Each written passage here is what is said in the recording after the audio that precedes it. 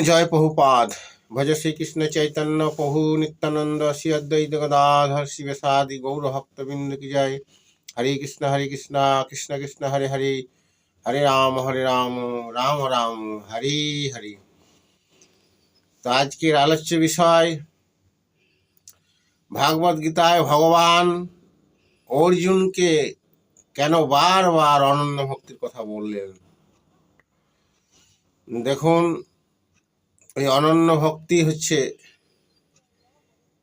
একমাত্র ভক্তি, যে ভক্তি দ্বারাই ভগবানের প্রীতি সাধন করা যায়।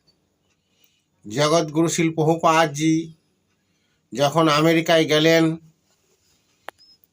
তখন উনি প্রথম যে সভাটি করেছিলেন অক্সফোর্ড বিশ্ববিদ্যালয়ে, তো সেখানে উনি সভায় গীতা প্রবচন করছেন এবং উনি সমস্ত ভক্তদের উদ্দেশ্যে বললেন যে তোমরা সব অনন্য কৃষ্ণ ভক্তি করো।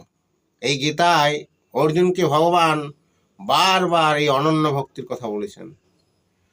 আমি শুনেছি বা অনেক আমার ভক্তের মুখে আমি শুনি যে তোমরা রাধা কৃষ্ণের মন্ত্রে জপ করার তোমাদের বিধান রয়েছে, তোমরা মন্ত্র নিয়েছো আমার কাছে, রাধা কৃষ্ণের মন্ত্র, যুগল মন্ত্র। তো তোমরা একদিকে রাধা কৃষ্ণের মন্ত্র জপ করছো আর একদিকে দুর্গা কালীর মন্ত্র জপ করছো। এটা কিন্তু ভগবানের চরণে অপরাধ, নাম অপরাধ, গুরুর চরণে অপরাধ। তাহলে এইভাবে তোমরা যদি ভক্তি যাচন করো তাহলে কখনোই তোমরা ভগবানের প্রীতি সাধন করতে পারবে না। গীতায় ভগবান শ্রীকৃষ্ণ স্পষ্টভাবে বলেছেন, প্রভুপাদজি বলছেন সমস্ত ভক্তদের, ভগবান শ্রীকৃষ্ণ অর্জুনকে বারবার বললেন যে হে অর্জুন, তুমি আমার ভক্তি করো, আর কোনো কিছু করার তোমার প্রয়োজন নেই। তো আপনারা এই অনন্য ভক্তির সম্বন্ধে এখনো পর্যন্ত কোনো আপনারা জানেনই না। অনন্য ভক্তি মানে হচ্ছে অন্য কোনো কিছু নয়। অনন্য শব্দের অর্থটি হচ্ছে অন্য কোনো কিছুই নয়, কেবলই কৃষ্ণ ভক্তি, কেবলই কৃষ্ণ ভক্তি, কেবলই কৃষ্ণ ভক্তি। তাহলে আপনারা ভগবানের ভক্তি করছেন আর একদিকে অন্য দেবদেবীরও উপাসনা বা নাম জপ করছেন, তাহলে এটা নাম অপরাধ।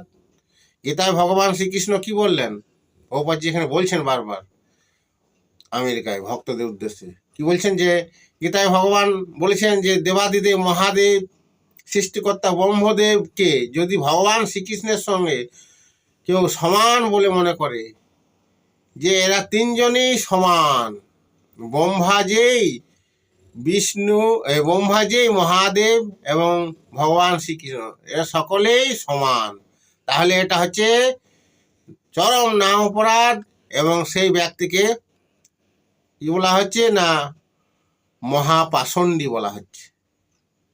তাহলে গীতার এই যে অর্থ, এটা কি ভুল? তো সব সময় আপনাদের খেয়াল রাখা উচিত যে অনন্য কৃষ্ণ ভক্তি দ্বারাই কেবল ভগবত প্রাপ্তি সম্ভব। তো অনন্য কৃষ্ণ ভক্তির সম্বন্ধে অনেকে জানেই না। আর আবার শ্রীকৃষ্ণই হচ্ছে ভগবান, দেবাদিদেব মহাদেব সৃষ্টিকর্তা ব্রহ্মদেব, ৩৩ কোটি দেবদেবী, মহামায়া অর্থাৎ দেবী দুর্গা, অনন্ত জীবাত্মা, সব তো ওনারই সৃষ্টি। তাহলে ওনাকে সেবা করলেই, ওনার উপাসনা করলেই সকলের উপাসনা হয়ে যায়। যেমন আমাদের যদি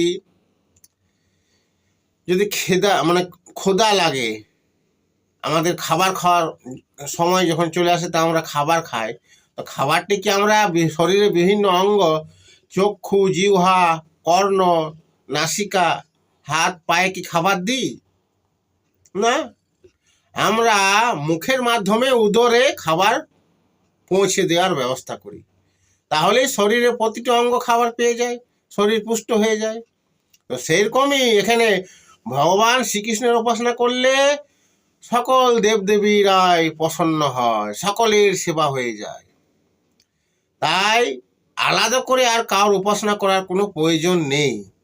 তাই তো ভগবান শ্রীকৃষ্ণ অর্জুনকে গীতায় বারবার কিন্তু এই অনন্য কৃষ্ণ ভক্তির কথা বললেন। অনন্য কৃষ্ণ ভক্তি। আপনারা একদিকে ভগবানের ভক্তি যাজন করছেন, ভগবানের নাম করছেন, ভগবানকে স্মরণ করছেন, আর দেবদেবীকেও স্মরণ করছেন বা দেবদেবীর উপাসনা করছেন। বিশেষ করে বাঙালিরা তো 12 মাসে 13 পূজা, তারা তো উপাসনা সম্বন্ধে কিছু জানে, তাদের কাছে সকলেই সমান। দুর্গা, কালী, শিব এবং ভগবান সবই সমান। তো এই ধরনের তাদের অজ্ঞানতা একটা রয়েছে। দীক্ষা নিয়েছি কিন্তু কৃষ্ণ মন্ত্রে, কিন্তু একদিকে হয়তো 8 মালা জপ করছে, 16 মালা জপও হয়তো কেউ ঠিকভাবে করতে পারে না। আর এদিকে বিভিন্ন এই বাঙালিদের 12 মাসে 13 পরব, বিভিন্ন উপাসনা করছে, ব্রত করছে। এইভাবে কখনো অনন্য কৃষ্ণ ভক্ত, অনন্য কৃষ্ণ ভক্ত কেবলই কৃষ্ণের চিন্তা করবেন, কেবলই কৃষ্ণের ভাবনা করবেন। অন্য চিন্তাও যদি আপনার যদি 10 সেকেন্ডের জন্য যদি আপনি করেন, তাহলে সেটা অনন্য কৃষ্ণের ভক্তের বিরোধী। আপনি কৃষ্ণ চিন্তা, কৃষ্ণ ভাবনায় ডুবে থাকুন, যাকে বলে কৃষ্ণ ভাবানামিত, অর্থাৎ কৃষ্ণ ভাবনা ছাড়া অন্য কোনো ভাবনাই হবে না, অন্য কোনো চিন্তাই হবে না। সেটাই হচ্ছে কৃষ্ণ ভাবনতা, আর সেটাই হচ্ছে অনন্য কৃষ্ণ ভক্তি। তাই ভগবান এই ভগবদ গীতায় বারবার অর্জুনকে অনন্য কৃষ্ণ ভক্তি, অনন্য কৃষ্ণ ভক্তি করার কথা বলেছেন। আর অনন্য কৃষ্ণ ভক্তি সম্বন্ধে আপনারা যত তাড়াতাড়ি উপলব্ধি করতে পারবেন, তত তাড়াতাড়ি কিন্তু আপনারা ভগবানের কাছে পৌঁছতে পারবেন। অনন্য কৃষ্ণ ভক্তি সম্বন্ধে যদি কেউ না উপলব্ধি করতে পারে, তার পক্ষে ভগবত প্রাপ্তি অসম্ভব। এই হচ্ছে আমার আলোচনার মূল ভাবার্থ। হরে কৃষ্ণ, জয় রাধে, হরে কৃষ্ণ।